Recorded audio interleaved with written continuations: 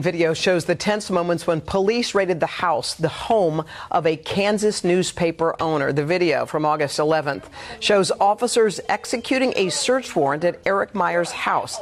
Myers lived with his mother, Joan Meyer, who served as co-publisher of the Marion County Record newspaper. Police accused the paper of committing identity theft in order to access public records. Ma'am. This is my house. I know. 98-year-old small-town newspaper owner Joan Meyer wasn't having any of what Marion, Kansas police officers had to say when they raided her home earlier this month as they searched for evidence in hopes of implicating her paper. The sad news is that the woman died the next day over stress regarding the raid. That's according to her son and co-owner of the Marion County Record, which makes this question even more pressing. What were they even investigating? The search warrant accused reporters at the paper of identity theft and computer crimes while investigating a local restaurant owner, Carrie Newell. Newell said the paper illegally obtained her driving record, which included a DUI. Meyer denies the allegations.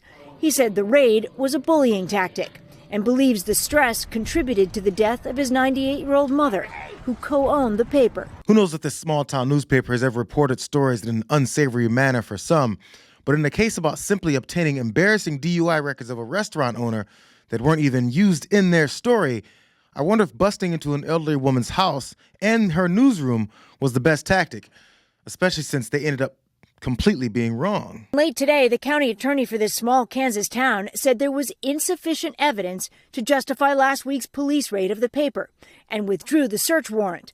All of the items seized now being returned.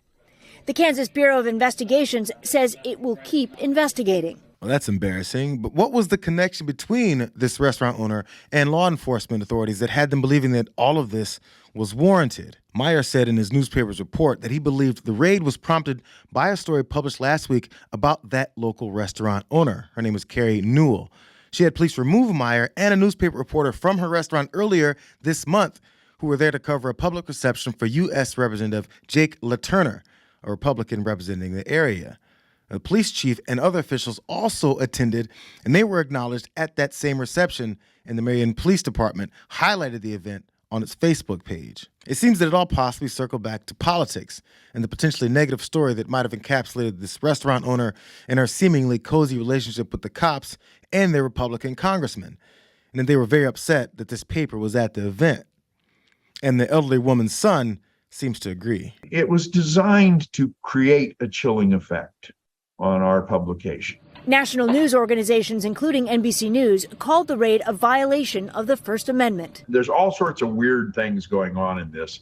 The fact, as you noted earlier, that the affidavit for the search warrant wasn't read by the county attorney or submitted to the court until 3 days after the search was conducted.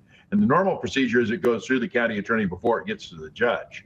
The fact that there was the document that supposedly was stolen by us, that actually was supplied by a source, was sitting on my desk 6 feet from my computer, and they didn't take it in the seat in the raid.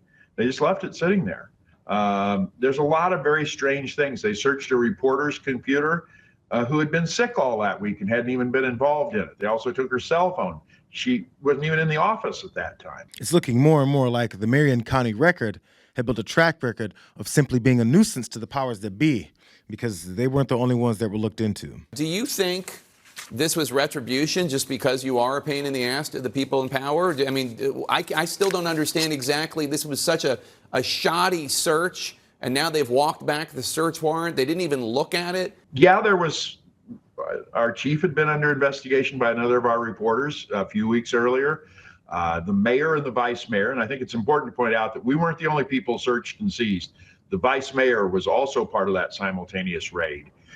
She and the mayor have a relationship that I would say is somewhat reminiscent of Army McCarthy hearings. The mayor has been very, very contentious in his criticism of her. This goes back through months and months. I honestly think it's just the sense of, I'm in charge. Don't you dare think that you have any voice in anything. You bow and kowtow to us. When I say that you can't publish this kind of information in the future, doesn't have anything to do with this particular story. Yeah. You have to pay attention to us. This little story of a small-town newspaper being raided by this small-town police department and political power structure can be easily overlooked in the grand scheme of things, like a former president facing 91 legitimate charges. But it's worth paying attention to for the sake of protecting the journalists that still work to inform regular Americans about what's going on right under their noses, especially in the current era of quickly dismissing anything that's inconvenient or damaging as just some fake news. Because once nefarious actors get tons of followers to dismiss their curiosity for facts and replace it with mindless loyalty to power-hungry figures, they'll endorse and even celebrate the corruption that's running rampant. Just look at what former President Trump has done with the MAGA movement on a national level.